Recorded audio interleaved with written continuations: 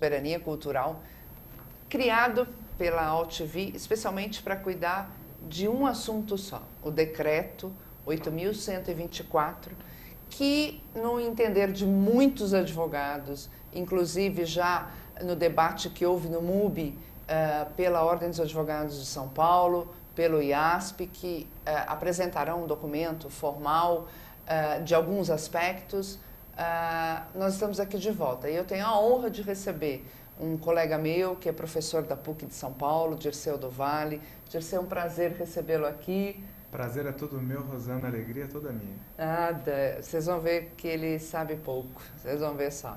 E também comigo o Fábio Porchat, que é o presidente da Associação Latino-Americana de Artes. Fábio, é um prazer recebê-lo aqui. Muito obrigado, o prazer é todo meu, por essa oportunidade de expormos as nossas teses culturais. Então vamos lá de novo, só relembrando, né, que eu acho que é muito importante. Nós estamos debatendo um decreto-lei que veio só para regulamentar duas leis. Uma que é o Estatuto do Museu e a outra lei que também cuida da questão de museus. Vou chamá-lo de professor. Professor Dirceu, um decreto pode extrapolar a lei? Ele é hierarquicamente inferior? Rosana, evidente que não pode. Um decreto só pode regulamentar nos exatos limites da lei. Se nós pegarmos o Estatuto do Desarmamento, que é a Lei 10.826, veio tempos após o Decreto 5.123. Lógico que ele só poderia falar sobre desarmamento, ele não pode falar sobre meio ambiente, sobre idoso, sobre criança e adolescente, porque senão vira bagunça. E no que toca ao Decreto 824, de fato ele passou das chinelas, extrapolou demais os limites que a legislação trazia. Por quê? O Estatuto do Museu, que é a Lei 11.904, trata do quê? De museu. Não pode um decreto ultrapassar e começar a adentrar no patrimônio das pessoas, na propriedade privada e por aí afora. Ao longo do programa, tenho certeza, a gente vai abordando isso daí. Então, voltando para o nosso internauta, na verdade, esse decreto, num determinado artigo, que é o que começou a criar toda essa confusão, ele diz assim, bem cultural. Bem cultural é qualquer produto criado pelo homem, produzido pelo homem. E vai além, né? Ele fala, inclusive, que o bem cultural poderá incorporar bens naturais. Nós já havíamos até debatido, Dirceu, que esses bens naturais acaba confrontando também com a lei ambiental. Mas o grande problema desse artigo é a sua amplitude, a sua falta de especificação. É isso que está causando, e aí depois eu vou ouvir o Fábio, esse frisson no mercado? Eu acho que o grande problema é a má técnica legislativa. Legislativa, entre aspas, porque é um decreto. A má técnica na redação desse decreto. Faltou uma especificidade e parece até piada, sob o ponto de vista de usar em sala de aula.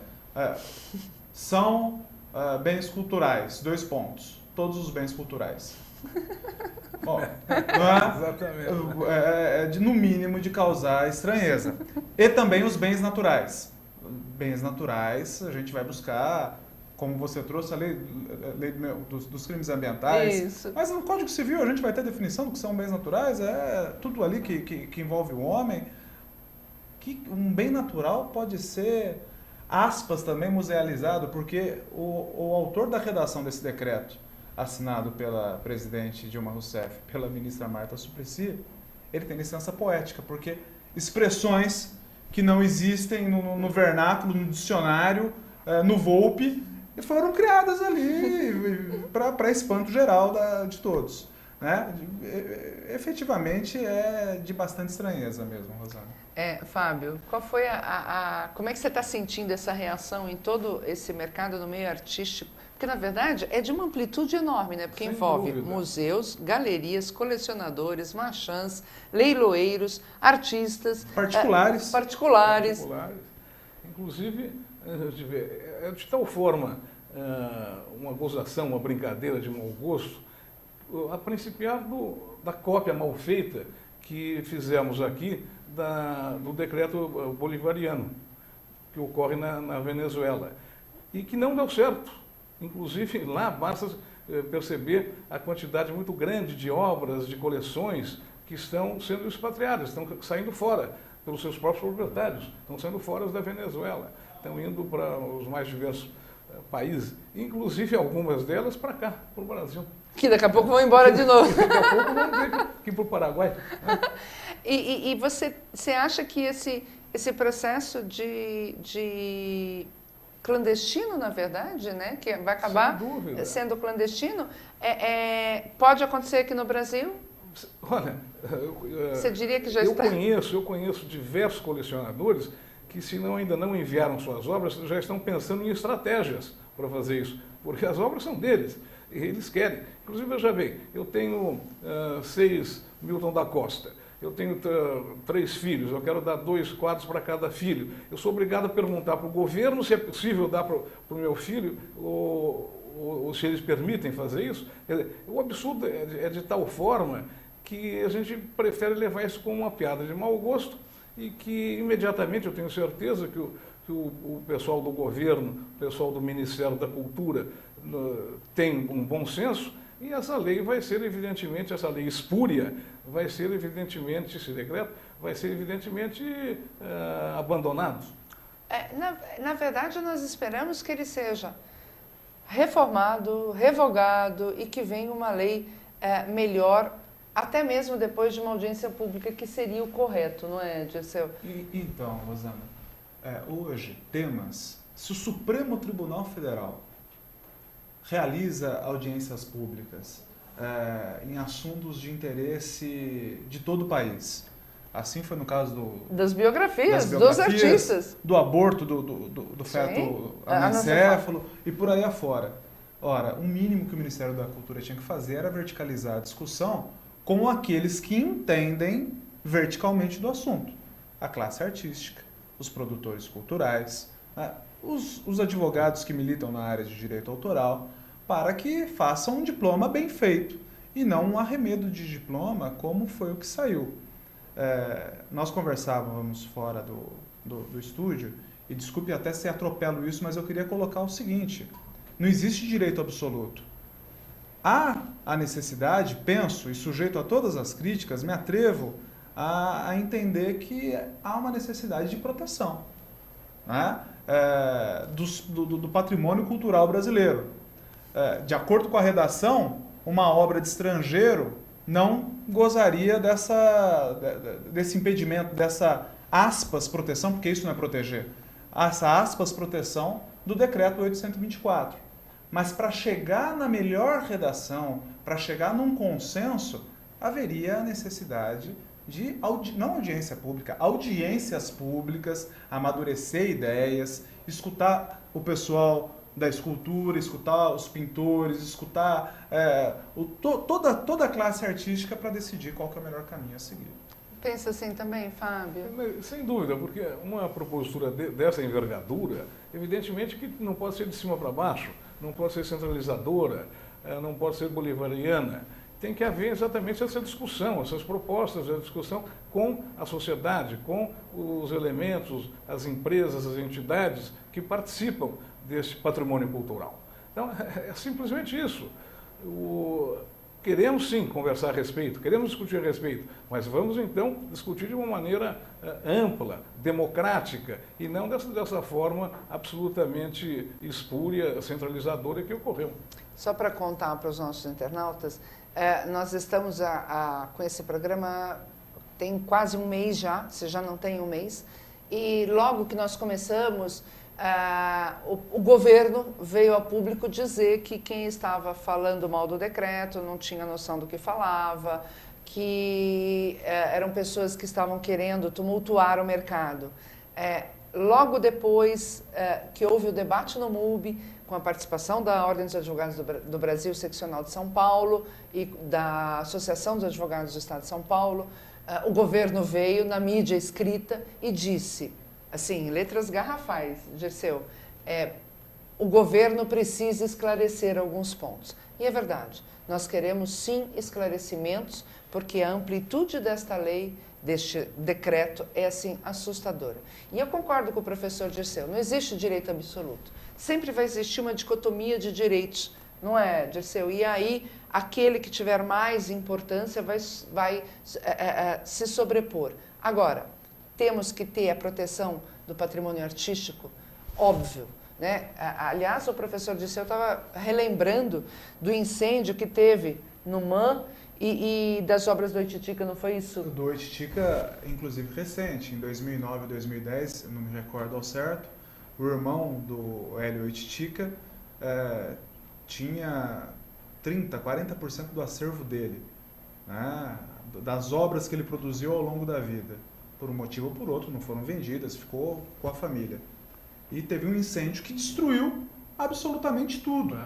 Né? Então, por isso que eu digo, há sim uma necessidade de proteção, há sim uma necessidade de regulamentação, mas não nos termos em que estão sendo colocados. Esses termos me parecem absurdos do seu ponto de vista técnico-jurídico. E extrapolando até a visão jurídica, Rosana, se você me permite, do seu ponto de vista social também. Porque não pode deixar de se pensar, insisto, volto a repetir, na classe artística e no que eles pensam. No que eles pensam, como conciliar isso daí. Mas eu não sei se você sabe, para o internauta entender, né? Assim, nenhum advogado consegue acompanhar tanta lei no Brasil. Então, na verdade, a gente vai tomando conhecimento de acordo com um colega que chama atenção, um cliente que chama atenção. Então, essa lei nos pegou de surpresa, a mim pegou, acho que ao Dirceu também, porque não somos desta área específica. Mas, como ela envolve a Constituição Federal, é muito tranquilo visualizar as inconstitucionalidades. Agora, eu concordo com você, eu fiquei sabendo, você sabia que artista plástico no Brasil é artesão? Ele não tem a profissão regulamentada? Que é um absurdo. Isso é um absurdo sem conta. Isso daí, inclusive, quando eu fui deputado aqui em São Paulo, eu tinha exatamente um projeto de lei e que não prosperou porque eu era da oposição, mas exatamente normatizando a profissão do artista plástico, e até hoje isso é empurrado com a barriga. E isso foi quando, Fábio? Isso foi em 82. 82. Quando eu fiquei sabendo que eram considerados artesãos, é óbvio que não vai ter audiência pública, né? Porque eles são sem nenhum demérito dos artesãos. Mas não dá para você comparar, não é? Natural. O Antônio Henrique Amaral fala que ele é um artesão, não é? Com um artesão de verdade, que está lá mexendo na cerâmica, O artesão sempre pressupõe que tem uma linha de produção, né? Que tem um volume, né? O artista é diferente. Saiu na Folha, no estado de São Paulo, de algumas semanas atrás, um artista que ficou 4 anos da vida dele entalhando um tronco e fez uma obra fantástica. Que artesão que faz isso? Não consegue, morre de fome. Claro. O artista acaba buscando os patrocínios, tem os mecenas da vida que vão lá, de um modo ou de outro, contribuir para ajudá-lo. Mas é um absurdo mesmo. E mesmo o interesse, não somente do artista plástico, temos que normalizar também o artesão. Também. A profissão de artesão, ambas, só que com as suas devidas características. Então, isso é extremamente importante que o governo perceba e que aproveite, então, essa oportunidade que surgiu, infelizmente, por esse motivo, mas vamos aproveitar esse motivo triste para fazer de um limão azedo fazer uma boa limonada. Então vamos imediatamente começar a conversar seriamente a respeito de toda essa circunstância cultural e artística. A gente percebe, inclusive, que, por exemplo, eu não tenho nada contra uma obra brasileira, de um artista brasileiro. A Vapuru, por exemplo, foi para o argentino, para o Constantino, vendido para lá. Eu acho que, ao contrário, nós não perdemos isso. A obra, estando lá na Argentina, está enaltecendo a arte brasileira. Então, não temos nada. Se o governo, eventualmente, quiser uma determinada obra que permaneça no Brasil, que a compre. Então, isso é o claro, é o direito privado. Nós estamos vivendo nessa democracia, que assim tem que ser, e também que não caia assim, então, nessa, se eventualmente o governo quiser ter essas obras, que não se caia nesse proscrito, nesse problema de precatórios horríveis que existem. Nós temos, inclusive, casos, eu tenho diversos amigos, diversos conhecidos que têm, inclusive eu cito até um caso importantíssimo do Renato Franco de Mello, que tem uma casa muito grande, muito bonita na Avenida Paulista, aliás, com pinturas do Benedito Calixto no teto, uma beleza de casa, muito bem. Há 30 anos atrás, que ele está para receber o seu precatório. Já houve todas as instâncias, ele chegou inclusive recentemente ao Supremo Tribunal Federal. O Supremo Tribunal Federal então deu ganho de causa a ele e não existe mais como o governo tentar outra casa a não ser pagar. E não pagam. O Supremo Tribunal Federal, professor, já designou em última instância. Mesmo assim o governo não paga. Então vai ser necessário o quê? Mandar prender o governador? Não é? É uma coisa bárbara. E isso é interessante, Fábio, Rosana, me fiando pelo que saiu na Carta Capital dessa semana, da semana passada? Desta semana. Não me recordava ao certo.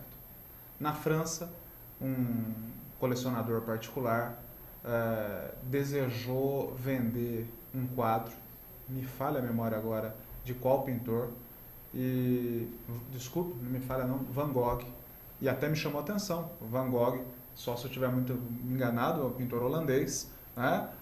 A França decidiu que havia um interesse cultural na permanência daquele quadro. De um quadro estrangeiro. De um quadro estrangeiro na França. E o sujeito acabou não conseguindo vender pelo preço que o mercado avaliava que seria arrematado no leilão. Ele entrou com uma ação contra o governo francês, contra a União, né, contra o governo francês, e foi indenizado em mais de 70 milhões de dólares. Eu acho que se isso acontecer aqui no Brasil, e aqueles que lidam com áreas sabem o problema da desapropriação. Você tem um terreno, o governo vai e te avalia esse terreno em 100 mil reais, hipoteticamente. Mas o terreno vale 500 mil, 1 milhão. Você vai ter que ir para onde? Para o judiciário, para cair nisso que o Fábio falou e ficar nessa novela mexicana, reprisada, não vale a pena ver de novo, que demora 30 anos para efetivamente conseguir receber. Mas eu vou além dessa provocação. Ele vai levar 30 anos para receber e vai receber um valor que saiu do governo, que poderia ter sido investido numa área social muito mais preemente, que é a saúde, a segurança, a educação, a troco, não é? E depois colocam, Fábio, o que eu acho incrível nisso tudo é que colocam a culpa da judicialização em nós, advogados. Né? É como se nós criássemos situações para entrar com ação na justiça. Desculpa, as leis, muita lei mal feita e que acaba fazendo com que o cidadão prejudicado vá sim e deve ir para a justiça. Sem dúvida nenhuma. Mas enfim, mais uma vez eu insisto, vamos aproveitar e peço ao governo, peço à ministra Marta Suplicy, minha amiga, eu peço que reflita sobre isso e vamos aproveitar esse momento para termos essa ampla discussão a respeito do patrimônio cultural, a respeito de todas essas definições artístico-culturais que nós temos aqui. É uma ótima oportunidade para a gente observar esses prospectos, né? Para ouvir todo mundo, né? Exatamente. Agora, você como presidente da Associação Latino-Americana de Arte, isso você só está vendo na Venezuela e aqui no Brasil agora? E em Cuba também. Tá. Na China eu não sei. E lá em Cuba também houve é que lá a coisa é um pouco, né, diferente, mas também deve ter havido essa retração toda. Exatamente. Agora, nós temos então a academia, por exemplo, nós fazemos dezenas de eventos fora do Brasil, dezenas de eventos por ano, tanto a Academia Latino-Americana de Arte. Então, um objetivo principal da academia é exatamente elevar o nome dos artistas latino-americanos e as suas obras, a sua produção, inclusive em intercâmbios, levando artistas brasileiros para outros países da América Latina e vice-versa, artistas latino-americanos também para o Brasil e para outros. Muito bem. Caso fosse aprovado esse projeto espúrio, eu estava totalmente truncado.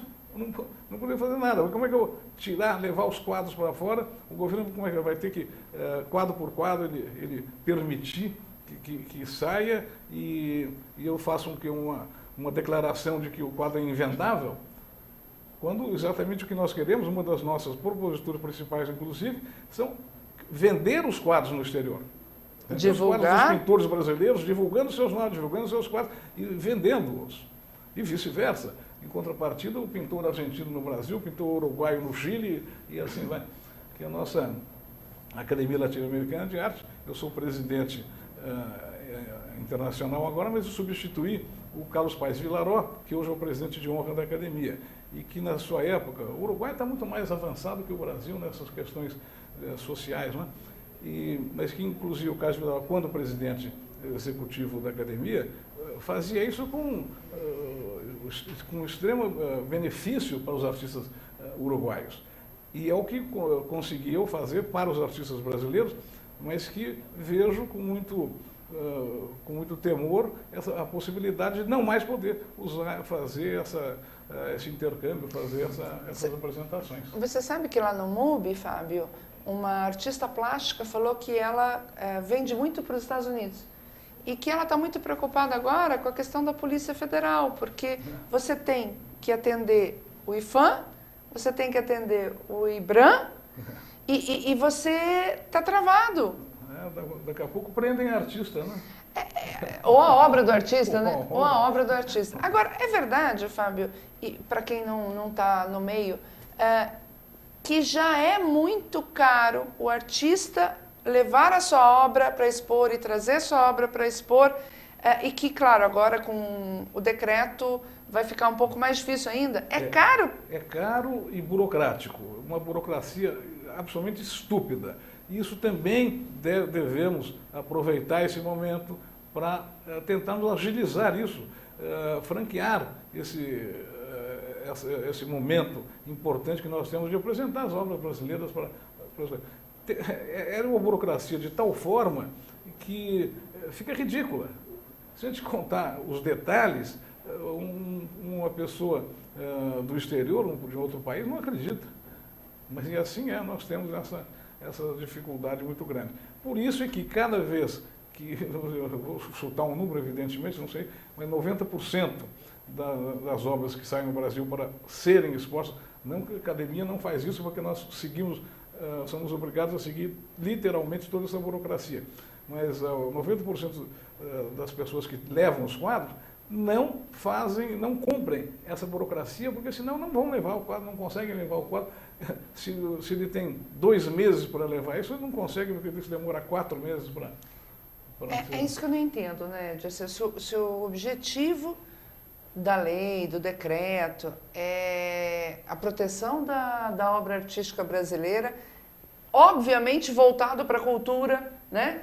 Voltado para que a sociedade tenha acesso a tudo isso. Por que essa dificuldade tão grande, né? Outro dia lá no MUBI falaram que tudo isso vai incentivar, inclusive, a corrupção. Porque quem de nós vai dizer que não vai chegar uma situação tipo, olha, nós vamos declarar o seu quadro de interesse público, né? É complicado, não é?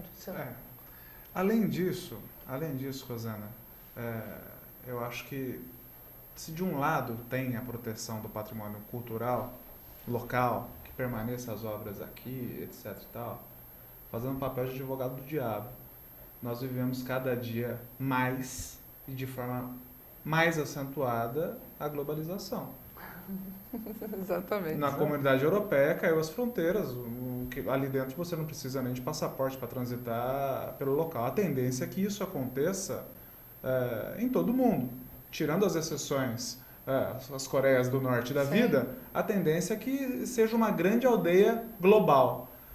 E se essa for a tendência, cai pelo ralo, cai por terra também essa preocupação tamanha, porque o Fábio trouxe algo que é importante. Eu não me recordo agora em qual construção, acho que é na sede da Organização das Nações Unidas, tem um painel do Portinari. Exatamente. Não, mas que orgulho que é ter um painel do Portinari na Claro. sede da Organização das Nações Unidas em Nova York. Isso é fantástico.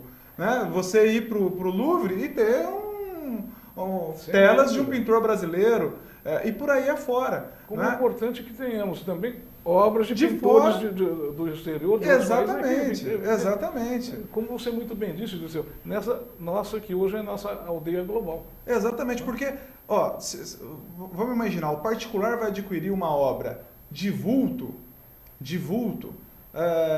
sabendo o paradeiro dessa obra, sabendo onde ela está, tendo a reprodução dela à disposição para que se visualize. Porque para o leigo, Fábio, aos olhos do leigo, e eu sou leigo, eu falo isso pegando o meu exemplo, se eu ver a Mona Lisa original e ver a Mona Lisa falsa, eu não sei a diferença. Não é? O importante é que você saiba. Exatamente, que se divulgue. Agora aquele que é colecionador, quer ter o quadro original, quer ter... É o que eu falei, precisa ter muita discussão. Não dá para ter uma ideia pré-definida, um preconceito sobre isso. O que faltou para esse diploma, a gente volta, né? Brinquei há pouco, Tostines vende mais porque é fresquinho ou é fresquinho porque vende mais? A gente volta na questão. Faltou discussão. Mas só um parênteses, o que você... Não é só você que não sabe. Existem dezenas de exemplos de quadros do Rembrandt que estão há 30, 40 anos sendo discutidos para ver se é da autoria do Rembrandt. Olha. Então, não é só você que não sabe, não. Você e nem os grandes técnicos. Tanto é que eles discutem. Nós temos um quadro aqui no MASP, que é a maior coleção latino-americana de obras europeias impressionistas aqui no MASP. Nós temos alguns deles que estão ainda sob discussão da legitimidade do quadro. Isso no mundo inteiro, em diversos museus.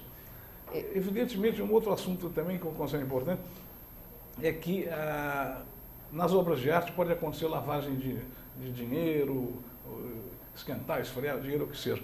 Pode, sem dúvida nenhuma que pode. E eu cito até um exemplo, não em demérito do autor que eu vou citar, mas eu gosto muito até do Botero, o colombiano. Aprecio muito a sua obra. Porém, de uma hora para outra ele passou a valer mais de $1 milhão e descobriu-se que o filho do Botero é o chefe do cartel de Medellín.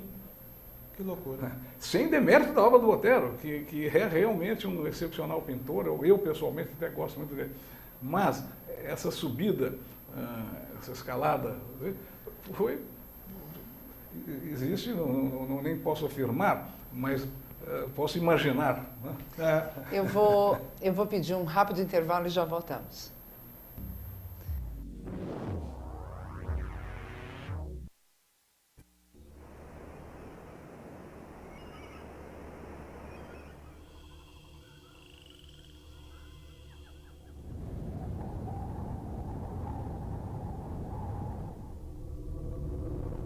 Xixi no banho! Queremos que todos façam!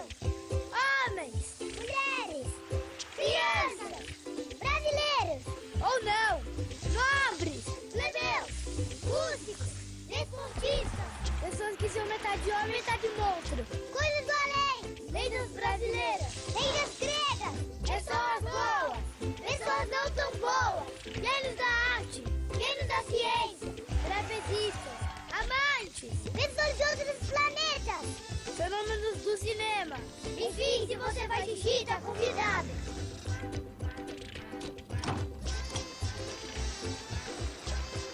Faça xixi no banho. Ajude a Mata Atlântica.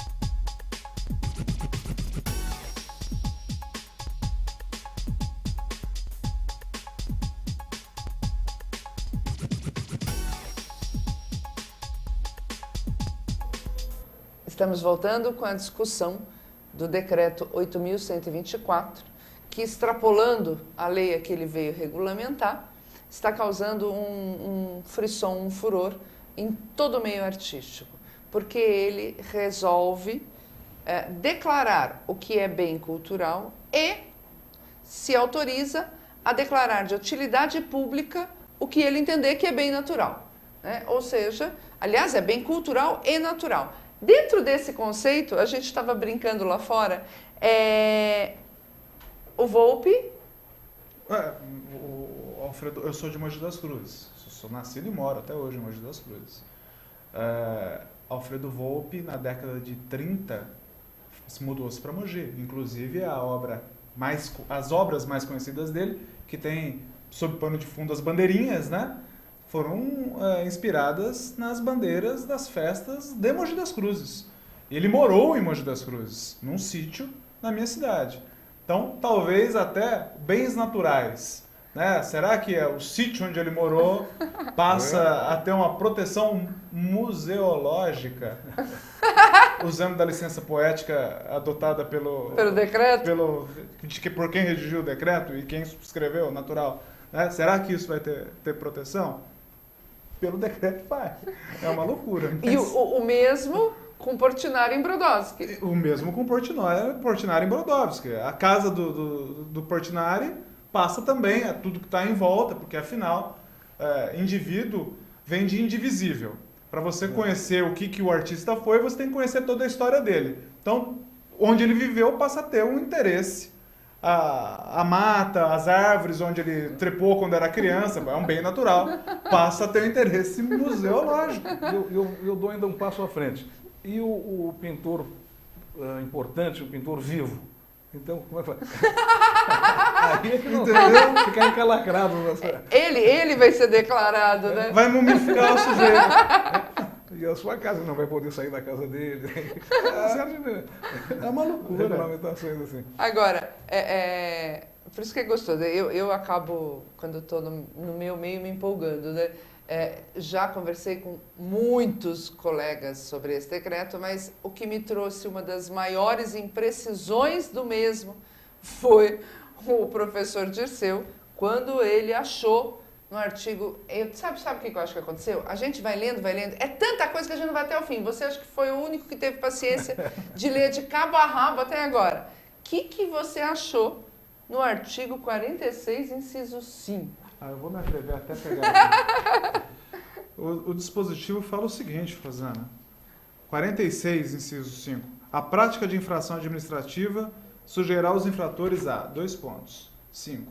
Suspensão parcial de sua atividade.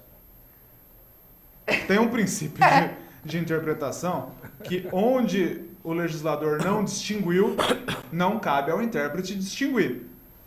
Vai suspender parcialmente a atividade. De quem fez a infração. De quem cometeu a infração. Se você cometeu enquanto particular, mas você for advogado, se for advogado, não pode advogar. Está suspensa parcialmente sua atividade. E se for pintor, não pode pintar. Você só vai poder, por exemplo, litigar no juizado especial, perante o Tribunal de Justiça. Como autora. Como autora. E ponto como final. Autora. Né? Se for médico num clínica... Para você ver a loucura que é isso daqui. É bom avisar os jogadores de futebol para não comprarem não obras de arte, vai ser roubado. Porque você imagina na Copa ele ser suspenso da sua atividade. É inexplicável. E insisto, Rosana, eu tenho batido muito nessa tecla, a gente conversando fora do ar. Há necessidade de uma proteção. Não tenho a mínima ideia em que termos. Não tenho conhecimento... capacidade para apurar os termos em que essa proteção tem que ser efetivada. Mas não é isso daqui que vai proteger alguma coisa, porque isso aqui passa a virar piada. Isso aqui passa a virar piada de como não se legisla, como não se redige diplomas, resoluções, decretos, normas e afins. É uma ótima matéria para todo professor de direito constitucional mostrar como não se faz. Mostrar como não fazer. Como não se faz. Vai ser, infelizmente, talvez... uma grande piada, mas eu acho que essa fala do presidente do IBRAM, que inclusive foi prefeito de Ouro Preto, né? E falou que quando houve isto lá em Ouro Preto, até valorizou os imóveis de Ouro Preto. Quer dizer, eu não vejo a menor correlação, me perdoe, né? Mas, enfim... Mas, Rosana, tá bom, valorizou o imóvel de Ouro Preto. Meu pai é de Mariana, do lado de Ouro Preto. Nascido lá. A casa passou a valer de 200 mil reais, passou a valer 5 milhões de reais. Só que ninguém quer comprar. Exatamente. Só que ninguém quer comprar. A oferta... Valorizou, tudo bem. Mas ninguém compra. A oferta vai até 250, acho, né? Mas ninguém compra. Então isso é piada também. E tem um ponto também que é interessante, Rosana. Existe... o decreto trata de como vai se dar o processo administrativo, como vai se dar o processo sancionador. E além da violação à Constituição Federal, nesses inúmeros dispositivos que você já citou, e a gente brincou aqui ainda sobre alguns deles, também se choca com uma lei federal. E a lei federal, hierarquicamente, se sobrepõe, evidente, ao decreto, né? Lá no topo está a Constituição, depois vem a lei e o decreto está lá embaixo. Se choca esse decreto com a Lei 9.714 de 98, que é a Lei do Processo Administrativo, com a inteligência da Lei 9.714. Porque você pode arrolar um número X de testemunhas num processo administrativo que vai ser instaurado perante o IBRAM, por exemplo, com relação a uma determinada obra para declarar ela de interesse público. Você pode arrolar no máximo 3 testemunhas. Se o IBRAM decidir ouvir 10, você só pode arrolar 3. Porque é o que diz o decreto, mas aí já viola a igualdade processual e a isonomia que se tem. Então, e dentro disso, o fato de não existir o efeito suspensivo, né, dessa decretação, né, vamos colocar assim, também viola a própria lei.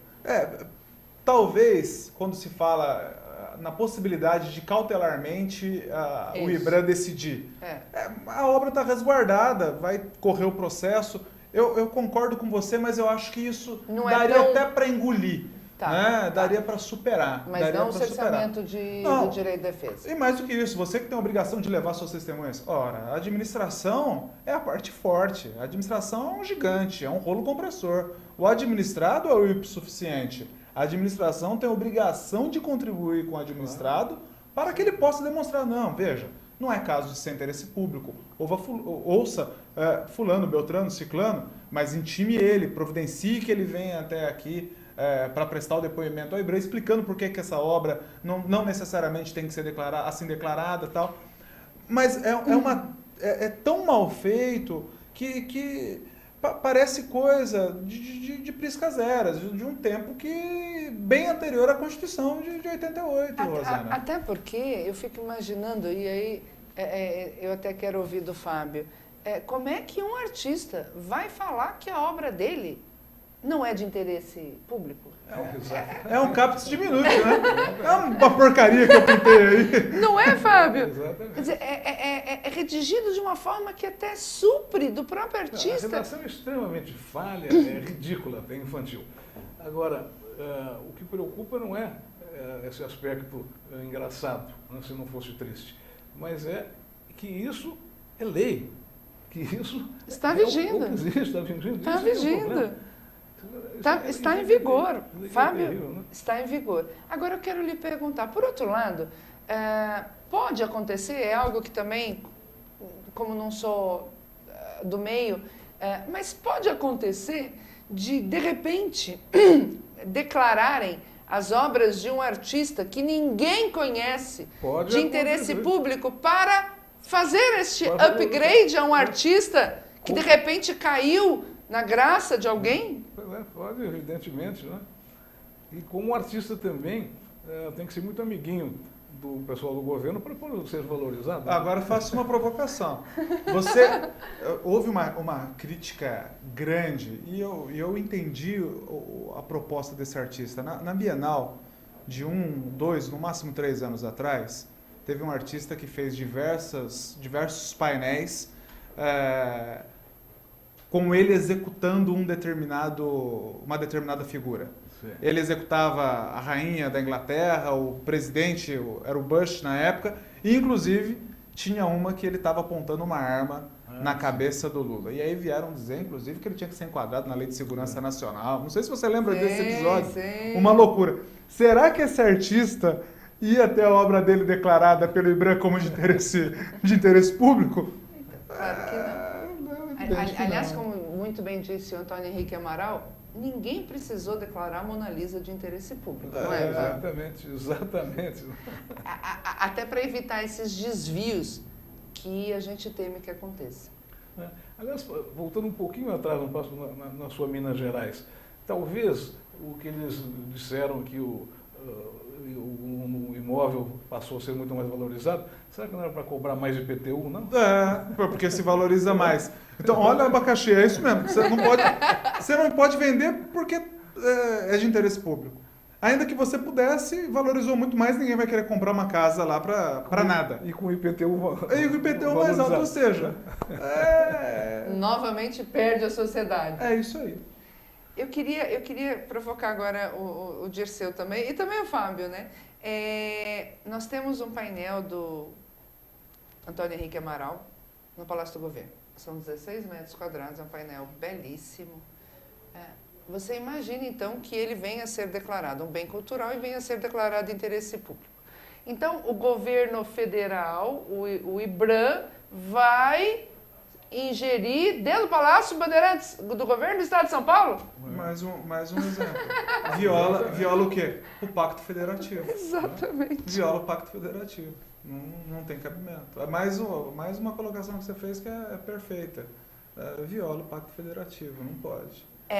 Eu estou até pensando em tentar trazer semana que vem o secretário de Cultura do Estado de São Paulo, ou da Prefeitura, porque são questões realmente, essa interferência de poderes, muito complicada.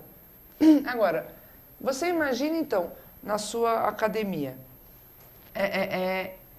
eu não sei se, porque é muita regra, mas você viu que o IBRAM tem que ser comunicado do nome do diretor que será nomeado por um museu, seja ele museu privado ou público. Exatamente. É uma interferência absoluta do Estado em entidades privadas. Isso é inadmissível. É uma coisa... É gritante. Agora, o que nós podemos fazer? Temos que realmente reunir a sociedade, nos reunir novamente, muitas vezes, para pressionar o governo a perceber esse erro e voltar atrás. E eu acredito que uma audiência pública possa reverter isso. Várias e várias audiências públicas, O START, né? Queremos acreditar no bom senso dos nossos governantes. Não somos contra eles absolutamente. Eu sou amigo da Marta. Não sou absolutamente contra ela no Ministério, mas que ela nos ouça. Até porque nós sabemos disso, muita lei, muito decreto, muita portaria, então resolução, aí a gente vai baixando na escala, são assinadas sem leitura, infelizmente. Sem leitura, né? Total. E poderia passar anos sem que ninguém se atentasse a isso, e de repente... E essa interferência que você comentou há pouco, Rosana, sobre... O painel do Antônio Henrique Amaral? Não, da nomeação nos museus particulares. Dos diretores. Etc, tal. Nós não podemos esquecer do risco de aparelhamento também do universo cultural. Porque a partir do momento que se dá um poder dessa natureza em todo o país... O acervo, em todo o acervo, deram um pequeno passo. Se não houver uma grita agora, eles dão um salto depois. Passa a haver uma hegemonia, uma imposição de uma hegemonia cultural com o aparelhamento das instituições culturais, dos museus, dos ministérios, das diretorias, das autarquias, das fundações e por aí afora, o que é muito arriscado. Sem trazer para a discussão política e ideológica em absoluto. Mas imagina como nós estaríamos hoje em termos de comunicação se não houvesse a Anatel, que é uma agência, aspas, independente. Né? E reguladora. A ANS. A ANS. Imagina como nós estaríamos.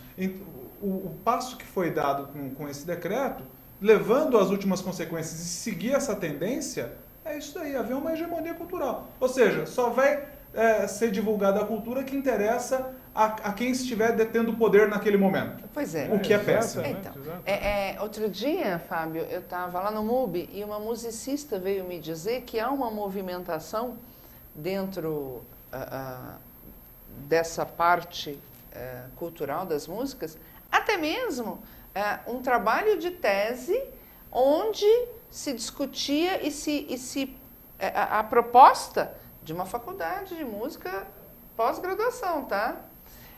Era não mais divulgar a música de Vilas Boas, porque ele teve uma amizade com o Getúlio Vargas. Então veja a barbárie. Não posso acreditar numa coisa Pois dessa. acredite nisso. Mas como não pode? O Ministério da Educação, Fábio, quis censurar a obra do Monteiro Lobato. Pois é. Não é? Porque é escrita naquela época, fazendo Exatamente. referências que hoje não são politicamente incorretas. Né? Sim. Mas você tem que se atentar ao momento histórico que foi escrito. Mas peraí, eu cresci cantando Atirei o Pau no Gato, É cresci isso aí. falando de Saci Pererê.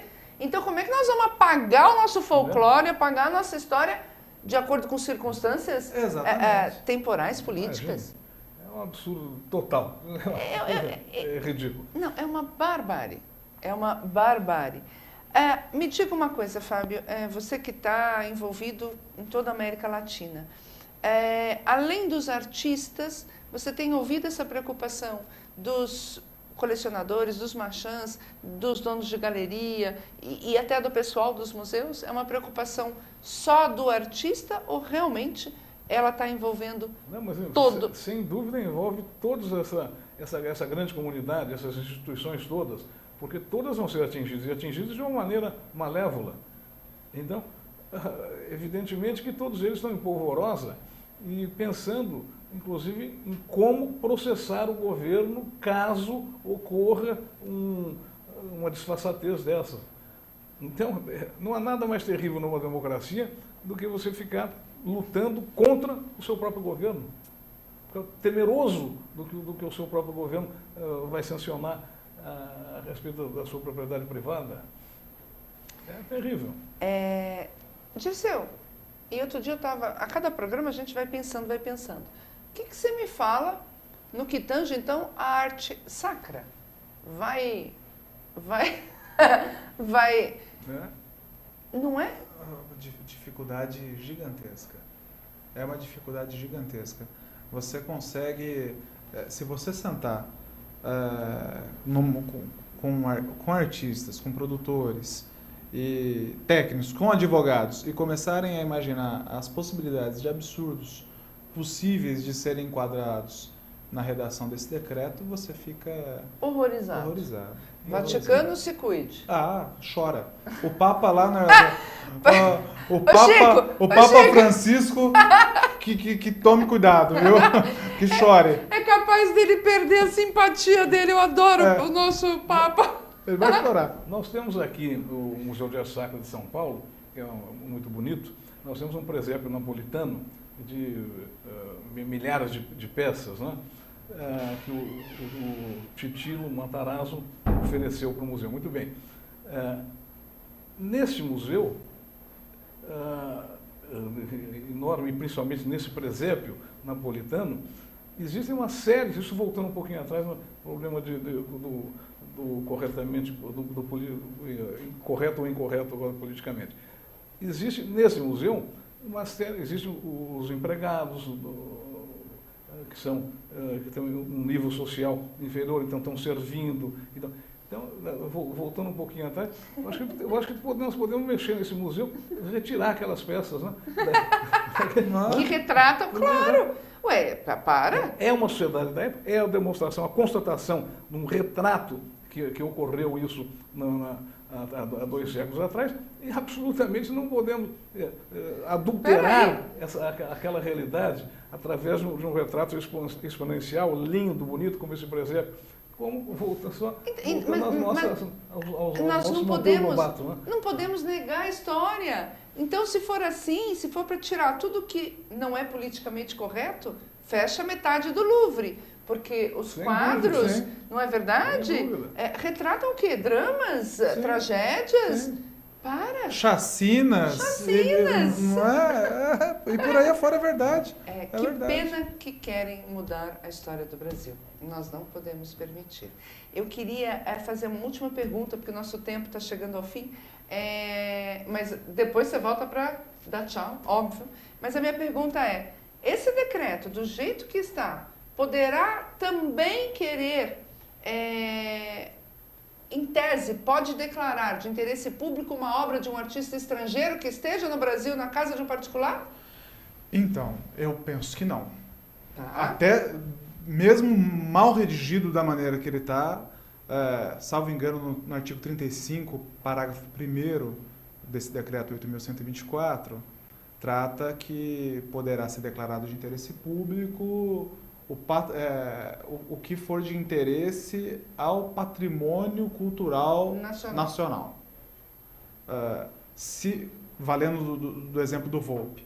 O Volpi é italiano, o Alfredo Volpi é italiano, mas passou pelo Brasil, se estabeleceu no Brasil. Tem história no Brasil. Tem história no Brasil. Mas agora, se você pegar o Picasso, não me ocorre que ele tenha tido uma relação de amor umbilical, que de algum modo o Brasil tenha contribuído para a sua arte, né? Van Gogh, se você pegar quadros então mais antigos ainda, o Brasil nem tinha sido descoberto ainda. Então, qual vai ser o interesse disso? Penso que somente obras de brasileiros ou daqueles que de algum modo têm a relação com o Brasil vão poder ser objeto da tutela desse decreto. Vamos falar dessa apropriação. Na ausência de um outro termo. Expropriação, né? Expropriação. É isso aí. Mas eu ainda ia provocar mais, mas o nosso tempo realmente hoje chegou no final. Eu quero agradecer, internauta, participe dessa discussão soberania nacional. Muito obrigada, Dirceu, por você estar aqui, trouxe contribuições muito valorosas e vai voltar, né? Rosana, vamos falar de outros temas, inclusive, eu vou te chamar para o meu Tribuna do Consumidor. Rosana, é sempre uma satisfação estar com você, é sempre uma alegria, você é uma amiga querida, eu que agradeço o convite, é um prazer conhecer o Fábio e agradecer de me valer aqui das luzes dele também sobre esse assunto. E quero agradecer ao Fábio e boa sorte nesse momento lá na Academia Latino-Americana de Arte, Fábio. Obrigada por ter vindo. Eu que agradeço e queria até aproveitar o seu telespectador para convidar todos eles. Nós vamos fazer, a Academia faz um próximo evento, agora dia 16 de dezembro, em Santos, na Pinacoteca Benedito Calixto, e todos vocês são nossos convidados queridos.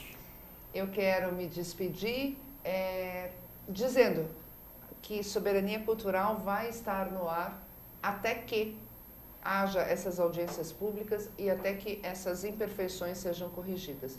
O mundo jurídico está muito atento e está começando a discutir muito essa matéria. Até semana que vem, querido internauta, aqui no AltV Soberania Nacional.